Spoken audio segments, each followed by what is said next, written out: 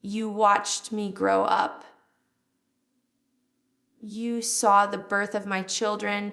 For over a decade, my family was a brand. The Duggars were a multi-million-dollar empire. People assumed that because we were on TV, we were set for life. But while the world was watching us, I was struggling to put food on the table. There is a story I was too afraid to tell for a long time. It's a story about contracts I was forced to sign without reading. It's a story about working 18-hour days for a show that I was told was a ministry, only to find out my dad was cashing every single check. My husband, Derek, finally asked the question that changed everything. Jill, how much were you paid for your own birth special? The answer was 0. Today, I am opening the books. I'm talking about the inheritance threats, the lawsuit that tore us apart, and the high price of buying your own freedom. I'm Jill. This is the truth about the money. When people look at the Duggars, they see the big house. They see the buses, the planes, the massive pantry stocked with food. Growing up, we didn't feel poor. We had everything we needed, technically. But we also didn't own anything. Everything belonged to the family. Everything belonged to Dad. When I got married to Derek, I assumed things would be different. I was an adult. I was the star of a spin-off show, Counting On. The ratings were huge, but the reality of my bank account didn't match the ratings. I remember one specific day, we were filming a segment about our new life. The crew was there with thousands of dollars of equipment. They had catered lunch. And after they left, Derek and I looked at our budget and we were worried about buying groceries. It sounds insane, right? How can the woman on the magazine cover be worried about the electric bill? But that was the design. The money went to a central pot, and that pot had a gatekeeper. We were treated like children who needed an allowance, not employees who earned a wage. I was famous. I was financially powerless. You have to understand the theology we were raised in. We weren't just making a TV show. We were ministering to the world. Dad always framed it that way. We are showing the world how a Christian family lives. We are encouraging people. So when the cameras were rolling for 12 hours a day, we weren't working. We were serving God. And you don't get paid for serving God, right? That was the logic. If we asked about money, we were made to feel guilty. Why you are focused on worldly things? Don't you care about the message? It was a brilliant trap. By calling it a ministry, he bypassed labor laws in our minds. We were volunteers in our own lives. But looking back now, I see the invoices. I see the contracts TLC sent. They weren't paying a ministry. They were paying a production company owned by Jim Bob Duggar. It was a business to him, but a calling for us. The day I signed my life away, I didn't even know I was doing it. I was young. I was getting ready to get married. There was so much chaos, wedding planning, filming, excitement. Dad called us into the kitchen. He had a stack of papers. He was casual about it. He said, "Hey, we just need to sign some things for the show. Standard stuff, just to keep things running." He didn't say, this is a contract that binds you to TLC for years. He didn't say, this signs over your rights to your own image. He flipped to the last page. He pointed to the line. Sign here, I trusted him. He's my dad. He protects me, right? That's what fathers do. So I signed. I didn't have a lawyer look at it. I didn't even read it. I just wanted to be a good daughter. That signature cost me years of my life. That signature meant that even when I wanted to quit, even when filming became traumatic, he could wave that paper and say, "You agreed to this." It wasn't a business deal. It was a betrayal of trust disguised as paperwork. Then I married Derek. Derek didn't grow up in the IBLP. He went to public school, he went to college, and eventually he went to law school. He has a brain that works differently than mine, and he asks questions. At first, he trusted Dad too. He respected him. But slowly, he started noticing things. He would ask Jill, "Did you get a W-2 form for filming this year?" I would say, "No, Dad handles the taxes." He would ask, who pays for the medical bills for the birth? I would say, "We do," or "Dad helps if we ask." Derek looked at me one night and said, "Jill, this doesn't add up. You are the face of the show. You are working full time. Where is the compensation?" He wasn't being greedy. He was being logical. He realized that I was an employee who had been convinced I was a volunteer. And that made him angry. Not at me, but for me. The breaking point wasn't just being broke. It was finding out the truth. We started digging. We started asking questions to the crew members. We found out that the cameramen were getting paid. The sound guys were getting paid. The producers were getting paid. The editors were getting paid. Everyone on that set was making a salary except the family. And then we found out how much the show was actually making. It wasn't pennies. It was millions. Millions. I felt sick. All those times I felt guilty for asking for $20 for gas. Meanwhile, my labor was buying real estate I would never see. It felt like I had been robbed. But it's worse when the robber is the person who tucked you in at night. That realization shattered my world. It meant that my dad loved money more than he respected my autonomy. And once you see that, you can't unsee it. Confronting my father is not something you do in the Duggar family. You obey. You nod, you smile, but we were desperate. We had medical bills. We had a new baby, and we knew TLC had paid someone for the birth special that we starred in. I remember the knot in my stomach when we finally brought it up. It wasn't a demand, it was a question. "Dad, can we have some of the money from the birth episode to cover the hospital costs?" I expected him to say, of course. "Sweetie, I forgot to transfer it." Instead, the temperature in the room dropped. He looked at us like we had just cursed in church. He didn't get angry immediately. He got defensive. He started talking in circles. "Well, there are a lot of expenses. The production costs, the taxes. Keeping the big house running is expensive." He made it sound like we were the ones being unreasonable, like we were trying to take food out of my siblings' mouths. He offered us a small amount, a fraction of what the episode made, but he attached conditions. It wasn't a paycheck, it was a gift. And gifts from Jim Bob Duggar always come with strings attached. That conversation was the first crack in the glass. I realized that to him, I wasn't a partner in the family business. I was a liability.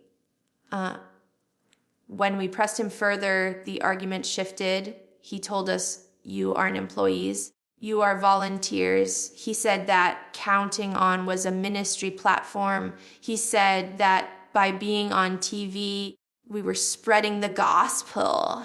And since it was a ministry, we shouldn't expect a salary. He compared it to mission work. You don't get paid to go on a mission trip. You do it for the Lord. But here is the thing. The camera crew wasn't volunteering. The network executives weren't volunteering. And Dad certainly wasn't volunteering. He was cashing checks worth millions. It was spiritual manipulation at its finest. He used my faith against me. He knew that if he framed it as serving God, I would feel too guilty to ask for money. For a long time it worked. I felt selfish. I prayed, asking God to help me be less greedy. Now, look back and I get angry. It wasn't greed, it was labor. And a volunteering shouldn't involve signing a 10-year non-disclosure agreement. We moved to Central America for mission work. We wanted to escape the pressure. We wanted to serve. But the cameras followed us. There was this bizarre duality to our life down there. On TV, it looked like this noble, funded adventure. TLC filmed us doing ministry, helping locals, living our life. But when the cameras turned off, we were struggling. We didn't have the family allowance down there. We were relying on donations from supporters for our ministry. But we couldn't use that money for our personal gain. There were times we were counting pennies for groceries. Remember looking at the production crew. They were staying in safe hotels. They had security. They had per diems for food. And there we were, the stars of the show, worried about safety and basic supplies. It felt humiliating. Millions of people were watching us on TV every Tuesday night, thinking we were rich reality stars. Meanwhile, we were living hand to mouth in a foreign country, while my dad sat in Arkansas managing the family trust that we couldn't touch. This is the part that is hardest to admit. There was a point after we came back where things were so tight that we had to accept help from neighbors. We had to look into food pantries. I am Jill Duggar. I grew up in a 7 to 1,000 square foot house.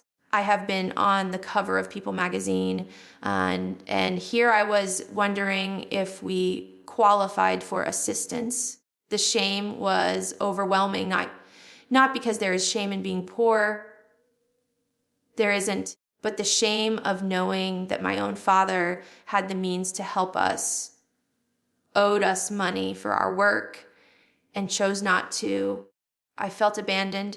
I remember thinking, if the fans knew this, they would riot. But we couldn't tell the fans. We were under contract. We were silenced. So we smiled for Instagram. We posted the happy photos, and we hid the struggle. That was rock bottom. That was the moment Derek said, no more. We are getting a lawyer. Derek is a lawyer. That is the one thing Jim Bob didn't plan for. We didn't want to sue. The Bible talks about not suing your brother or your father. It went against everything I was taught, but we tried talking. We tried writing letters. We tried mediation. Dad refused to budge. He thought we were bluffing. He thought, Jill is too weak.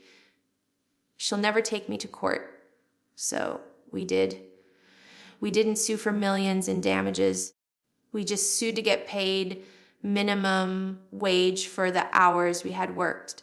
Think about that.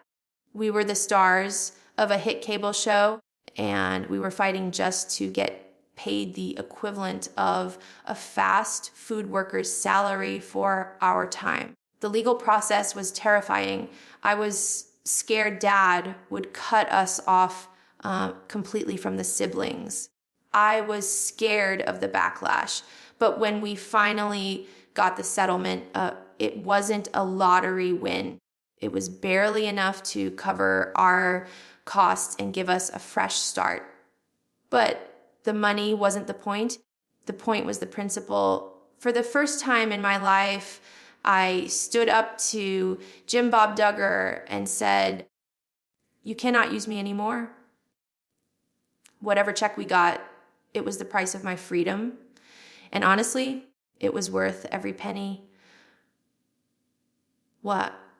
When the news broke that we had reached a settlement, people assumed we were suddenly rich. They thought we walked away with millions.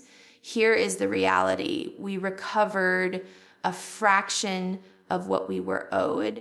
When you break it down by the hours we filmed for the 19 kids and counting on, the settlement amounted to little more than minimum wage. Think about that. For years of carrying a network show, for inviting the world into my birth room, into my wedding, into my most private moments. My father valued my contribution at minimum wage, but he didn't even want to pay that. He fought it. He offered us a lump sum initially, but it came with a catch.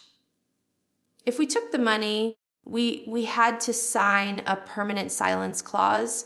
We would never be allowed to speak about the family, the abuse, or the money ever again. We refused. Derek said, "Jill, your voice is worth more than that check." So we took the lower amount. We took the minimum wage payout so that I could keep my right to speak. Essentially bought my own voice back from my father. It was the most expensive purchase of my life, but looking back, it was the best investment I ever made. You would think that after proving we were unpaid, my family would rally around us. You would think they would ask, "Wait, are we getting paid?" Instead, we were the villains. The narrative inside the big house shifted instantly. We weren't victims of wage theft. We were greedy. We were attacking the family. I received messages from siblings telling me I was bitter. They told me I was destroying Dad's legacy. They said, "Dade has done so much for you. How could you sue him?" But it broke my heart. They didn't see that I was fighting for them too. Dad is a master at triangulation. He pitted the siblings against us. He made them feel that if they associated with us, they were betraying him. We were uninvited from family gatherings. We were removed from the group chats. I went from being the golden child, the first daughter to court, the first to marry, to being the outcast, and all because I asked to be paid for my job. It taught me that in my family, loyalty is valued higher than truth. Now, let's talk about the ultimate leverage, the inheritance. My father is worth millions. Real estate, commercial properties, the TV money he saved. It is a massive estate, and he uses it like a weapon. There is an unspoken rule, and sometimes a spoken one, that if you stay in line, you get taken care of. You get a house, you get a car, you get a piece of the pie when he's gone. But if you step out, if you sue, if you write a book, you are cut off. I know for a fact that my name is not on that list anymore, and I'm okay with that. But for my siblings who are still there, that threat is terrifying. They have no education. And what happened to being exposed? They have no work history outside of the show or Dad's construction business. If they get cut off, they have nothing. That is why you see some of my brothers defending him so fiercely. They aren't just defending their dad, they are defending their future livelihood. They are hostages to a will that might not even be rid for another 20 years. It's not just money. It's control from the grave. If you look closely, you can see who is still on the payroll. Look at the brothers who have houses gifted to them. Look at the ones who work for the family construction company. Look at the ones who are running for political office with dad's funding. Jed, Joe, they followed the script and they were rewarded. I don't blame them. I really don't. It is scary to walk away when you have been taught that the outside world will eat you alive. But there is a cost to that money. The cost is your autonomy. You live in a house dad owns. You drive a truck dad bought. You work a job dad gave you. If you ever disagree with him, he can take it all away in an afternoon. I look at their lives and I don't feel jealous. I feel sad. They have the financial security that I lost, but they are living in a cage. A golded cage, maybe, but still a cage. I live in a smaller house. I drive an older car, but I own it.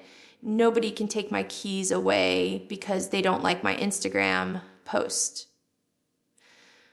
When I first filed that lawsuit, I felt completely alone. I thought I would be the only one to ever speak up.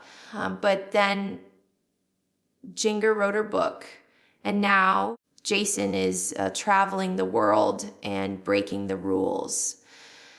I can't take full credit for their journeys, but I know that my lawsuit cracked the door open.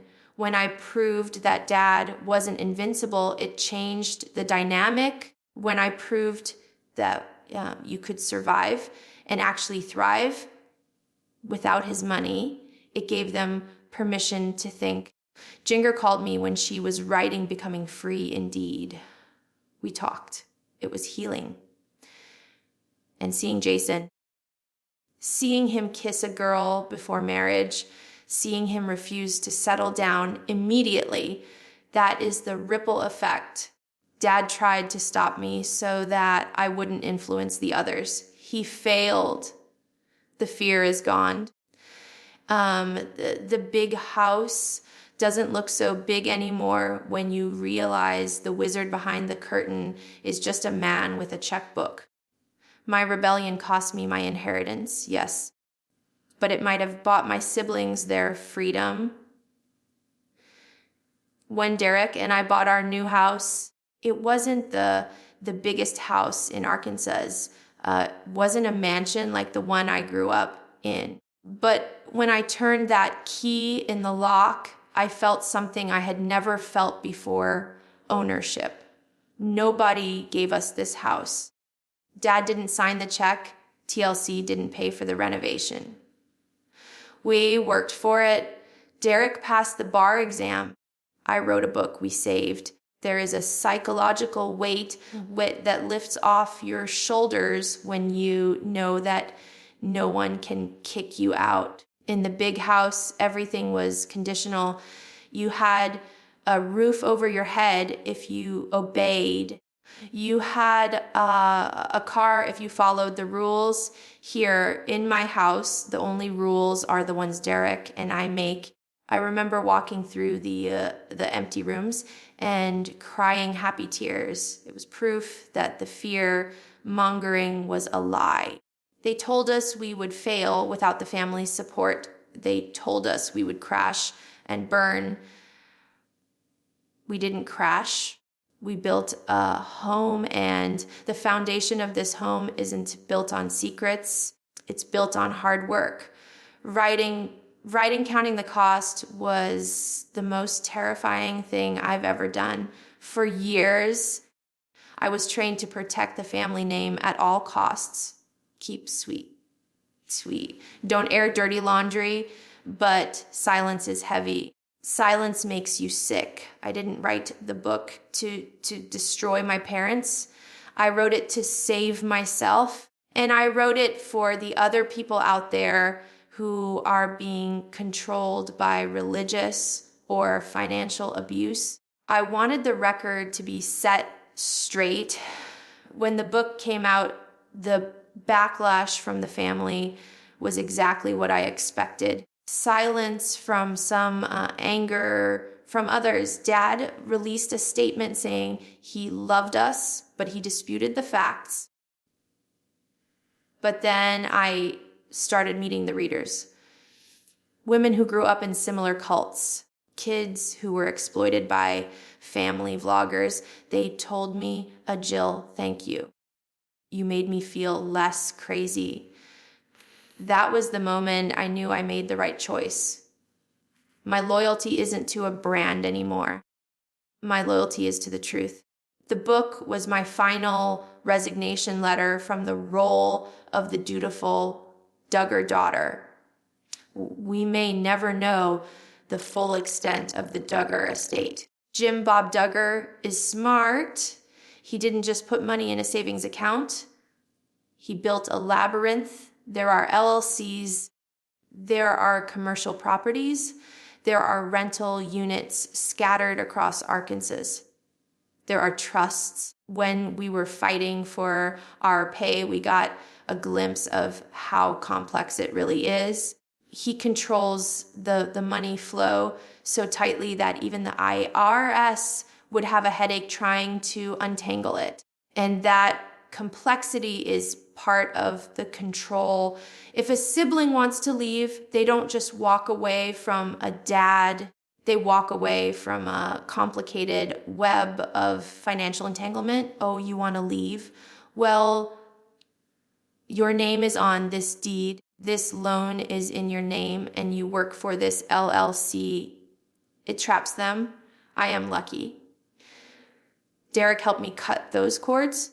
But for the others, I worry that they are stuck in a financial maze that they don't have the map for. The $1 billion betrayal isn't just about cash. It's about using bureaucracy to hold your own children hostage. People always ask me, Jill, do you forgive your dad? The answer is yes. As a Christian, I have to forgive. I don't want to carry a rock of bitterness in my pocket for the rest of my life. I love my dad. I really do. But forgiveness is not the same as trust. I have forgiven him for the money. I have forgiven him for the contracts. But I do not trust him with my business. I do not trust him with my children's privacy. And I do not trust him in my future. We have boundaries now, firm ones. When we see each other, we hug. We say, I love you. But we don't talk about money. We don't talk about the show. And we definitely don't sign anything. It's a sad relationship in some ways. It's not the relationship I wanted with my father. But it's the only safe relationship I can have with him. I had to grieve the father. I thought I had to accept the father I actually have. The cycle stops here. When my boys grow up, they won't have to work for their dinner. They won't have to sign a contract to get a hug. They won't have to perform for a camera to be valued. If they want to be lawyers, great. If they want to be missionaries, great. If they want to work at a coffee shop, great. The money I earn now, it's for them, not to control them, but to launch them. I want my legacy to be different from my last name. I don't want to be remembered just as Jill Duggar, the reality star. I want to be remembered as Jill Dillard, the woman who fought for her freedom and won. To anyone watching this who feels trapped, whether it's by family, by money, or by religion, please know this: You are worth more than a paycheck. You are worth more than an inheritance. You can walk away with $0 in your pocket and still be richer than the people who tried to buy you. I did it and happened. I've never been happier. I'm Jill, and I'm finally free.